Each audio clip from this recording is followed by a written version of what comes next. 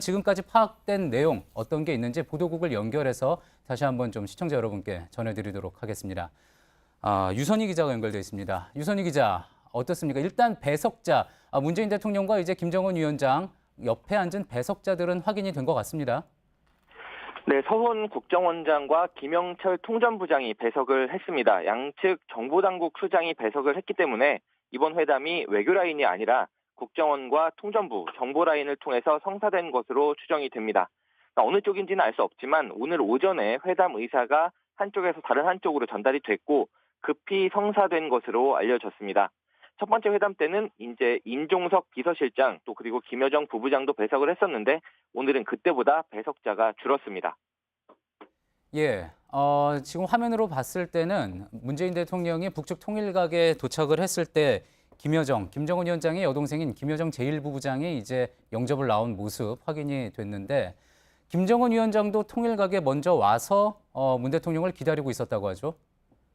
그렇습니다. 일단 북측 통일각에서 회담이 이루어졌기 때문에 문재인 대통령이 지난번과는 달리 군사분계선을 먼저 넘어간 것이고 첫 번째 정상회담을 했던 우리 측 평화의 집과 바로 대칭되는 곳에 있는 북측 통일각 앞에서 김여정 부부장이 문 대통령을 맞았습니다. 또 그 통일각 안쪽에서 김정은 위원장이 기다리다가 문 대통령을 맞이한 것으로 확인됐습니다.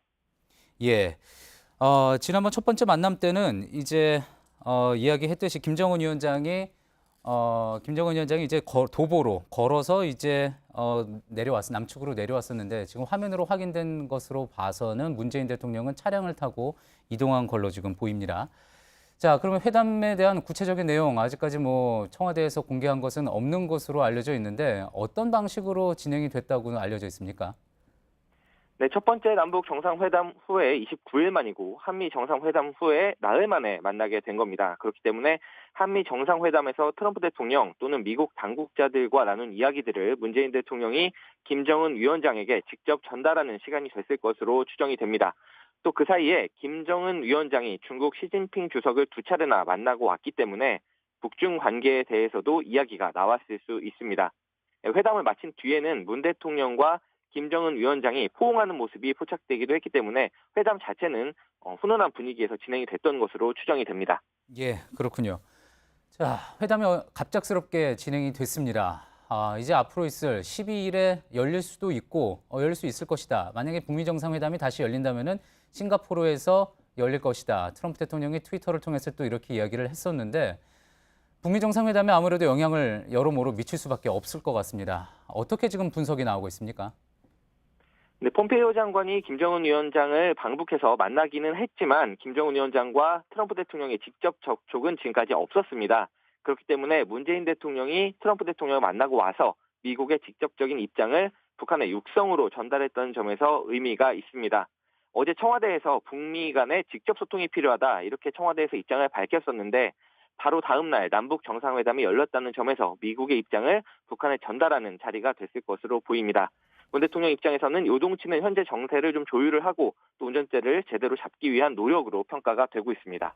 예, 그렇겠군요. 자, 지금 뭐 갑작스럽기는 외신들도 마찬가지일 것 같습니다. 외신들도 지금 남북 정상회담 소식을 타전하고 있는 것으로 알려져 있는데 어떤 내용으로 전하고 있습니까? 네, 가장 먼저 소식을 전한 것은 어제까지 북한에 갔었던 CNN의 윌 리플리 기자 등이 미국 현지의 남북 정상회담 소식을 급히 타전을 했습니다. 그리고 방금 전에 중국 신화통신, 일본 교도통신 등도 소식을 일보로 전하기 시작을 했습니다.